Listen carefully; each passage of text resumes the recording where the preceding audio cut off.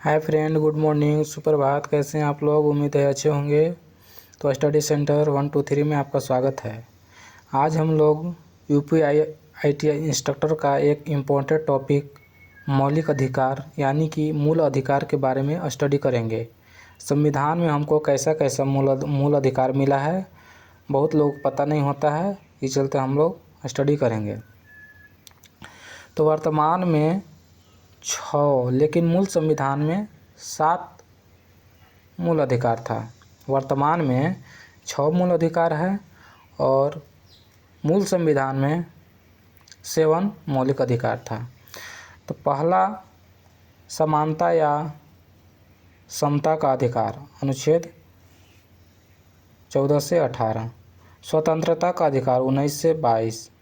शोषण का अधिकार, शोषण के विरुद्ध अधिकार 23 से 24। धार्मिक स्वतंत्रता का अधिकार 25 से 28। शिक्षा एवं संस्कृति का अधिकार 29 से 30। संवैधानिक उपचारों का अधिकार 32 और संपत्ति का अधिकार 31। इसको हटा दिया गया है। अब यही मूल संविधान में 7 थे, लेकिन इस 7 नंबर वाला संपत्ति का अधिकार मूल अधिकार से हटाकर कानूनी अधिकार बना दिया गया है। इस वजह से अब सिर्फ 6 मौलिक अधिकार हैं। तो मौलिक अधिकार भाग 3 अनुच्छेद 12 से 35 में आता है। मेन क्वेश्चन तो यहाँ पे हो गया कि मौलिक अधिकार किस भाग में आता है, तो 3 में, और किस अनुच्छेद में आता है, तो 12 से 35 में। प्लीज़ ये वीडियो बहुत ही आपको हेल्पफुल होगा, ज़रूर देखें। नोट: संपत्ति के अधिकार को 44वें संविधान संशोधन 1978 के द्वारा कानूनी अधिकार बनाया गया। वर्तमान में 300 के अ में उल्लेख है। संपत्ति के अधिकार को मौलिक अधिकार से हटाकर वर्तमान में 300 के अ में रखा गया है। 12 में राज्य की परिभाषा दिया गया है। 13 में ऐसा कोई भी कानून मान्य नहीं होगा जिससे मूल अधिकार का उल्लंघन हो। अनुच्छेद 13 में कहा गया है कि ऐसा कोई भी कानून मान्य नहीं होगा जिससे मूल अधिकार का उल्लंघन हो। 14 में विधि के समक्ष समता समानता, कानून के आगे सब समान है। विधि के समक्ष समानता का अधिकार यानी कि जो कानून है, कानून के आगे सब लोग समान हो, अमीर हो, गरीब हो, बड़ा हो, छोटा हो, सारे के लिए कानून जो है समान होना चाहिए। 15 में धर्म, लिंग, जाति, वंश के आधार पर भेदभाव नहीं करना है। 15 में अनुच्छेद 15 में कहा गया है धर्म, लिंग, जाति, वंश के आधार पर भेदभाव नहीं करना है। अनुच्छेद 16 में बोला गया है लोक नियोजन के विषय में समान अवसर का समानता। जैसे कोई भी वैकेंसी आया है तो उसमें सभी व्यक्ति को समान अवसर मिलना चाहिए।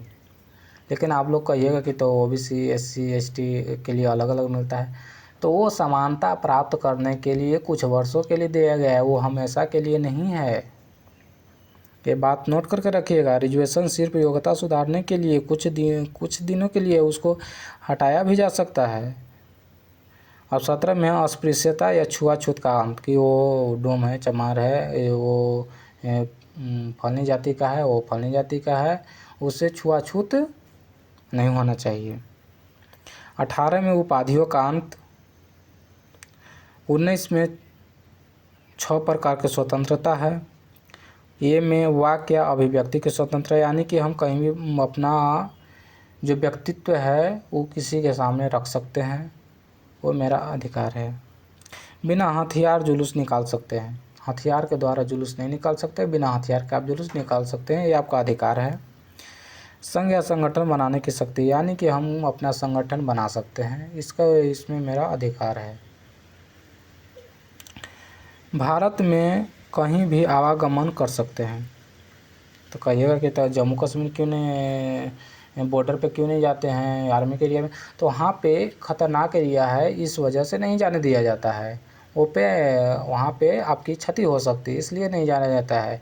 ऐसा नहीं है कि वहाँ पे कोई रूल है कि नहीं जा सकते हैं। आप भारत में कहीं भी आवागमन कर सकते हैं, कहीं भी वीज़ा, पासपोर्ट और ये सब की ज़रूरत नहीं है, कहीं भी जा सकते हैं।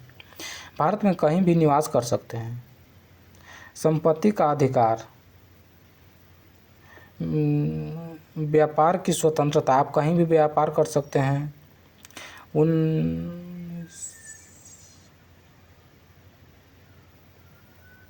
19 के ए में मीडिया की स्वतंत्रता और इसी के तहत सूचना अधिकार 2005 है। अब एक क्वेश्चन आ जाता है कि सूचना का अधिकार कब का है, तो 2005 का है। ये इम्पोर्टेंट क्वेश्चन है। अब आपातकाल के दौरान अनुच्छेद 19 के स्वतः समाप्त हो जाता है। जब आपातकाल देश में लग जाता है तो अनुच्छेद 19 जो है सो वो समाप्त हो जाता है, क्योंकि उसमें आप संगठन नहीं बना सकते, उस समय जुलूस नहीं निकाल सकते हैं। ये सब वहाँ पे क्या होता है, स्वतः ही समाप्त हो जाता है। लेकिन 20-21 कभी समाप्त नहीं होता है। अनुच्छेद 20 और 21 कभी समाप्त नहीं होता है। जैसे कि 20 में हो गया अपराध के लिए द्वेष सिद्ध के संबंध में, 21 में हो गया प्राण एवं दैहिक स्वतंत्रता का अधिकार।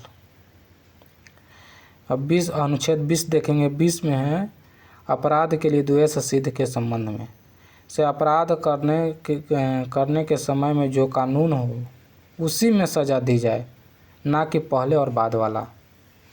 जो व्यक्ति कोई अपराध किया है तो उसी का उसको सज़ा मिले, ना कि उसके पहले जो कोई दुर्घटना किया है उसके बाद जो घटना किया है उसका सज़ा नहीं मिलेगा, उसी समय वाला सज़ा मिलेगा। किसी भी अपराध के लिए एक बार में एक ही सज़ा दी जाएगी। ये ऐसा नहीं हो कि वो 2 मर्डर किया है कभी और 2 डेट में, तो एक ही बार सज़ा मिलेगा, ऐसा नहीं है। एक बार की घटना के लिए एक सज़ा मिलेगा। स्वयं की गवाही देने के लिए बाध्य नहीं है। स्वयं की गवाही वो अपना दे सकता है, उसको कोई रोक टोक नहीं है। अब 21 अनुच्छेद में बोला गया प्राण एवं दैहिक स्वतंत्रता का अधिकार, निजता का अधिकार 2017 में जोड़ा गया। निजता का अधिकार 2017 में जोड़ा गया।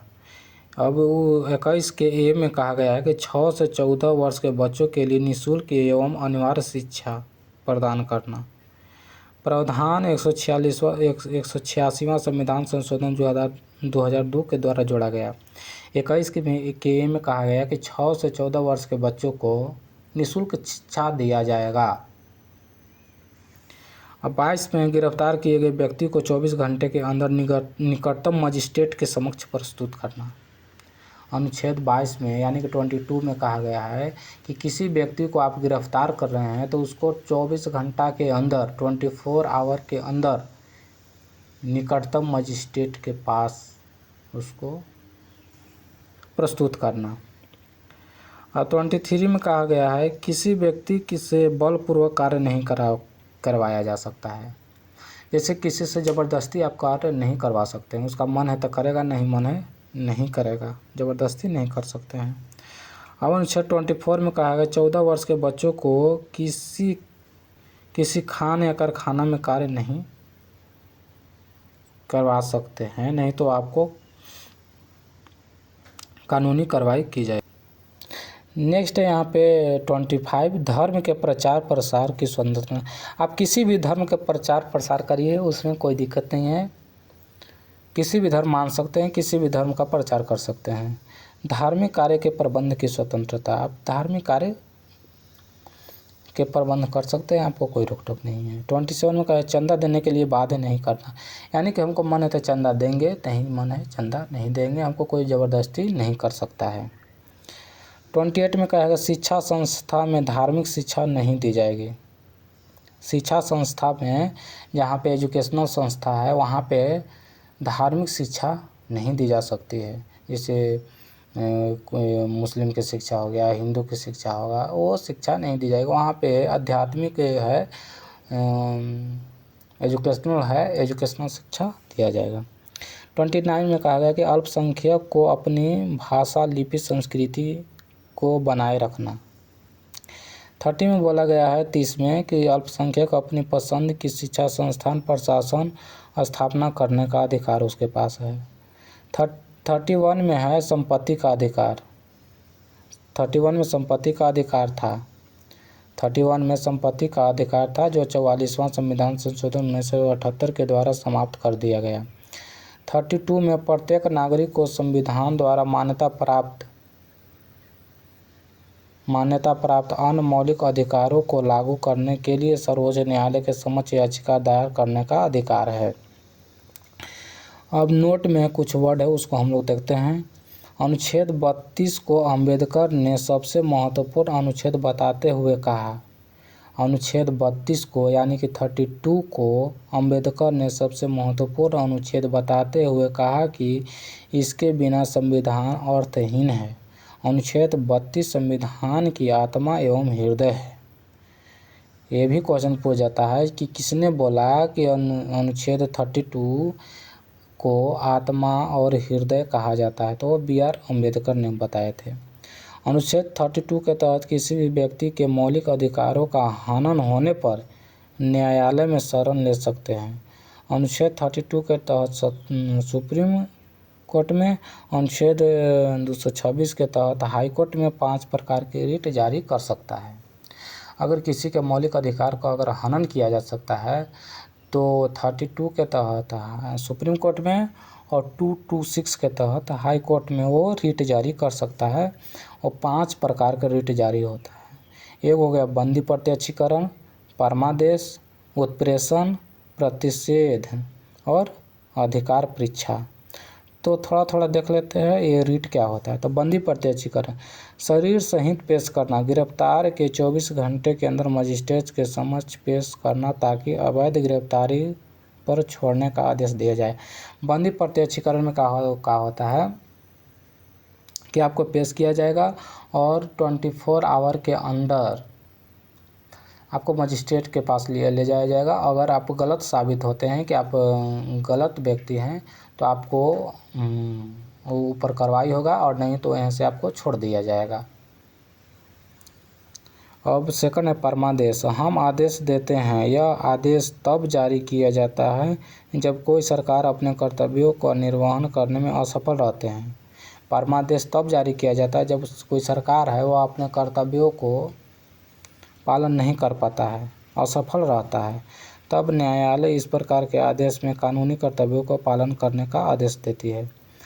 तो अब तीसरा है उत्प्रेषण। हाई कोर्ट के आदेश सुप्रीम कोर्ट रद्द कर सकता है। हाई कोर्ट के आदेश को सुप्रीम कोर्ट जो है से रद्द कर सकता है। अब चौथा है प्रतिषेध। स्टे ऑर्डर के नाम से भी जाना जाता है। प्रतिषेध को स्टे ऑर्डर के नाम से भी जाना जाता है। और पाँचवा है अधिकार परीक्षा।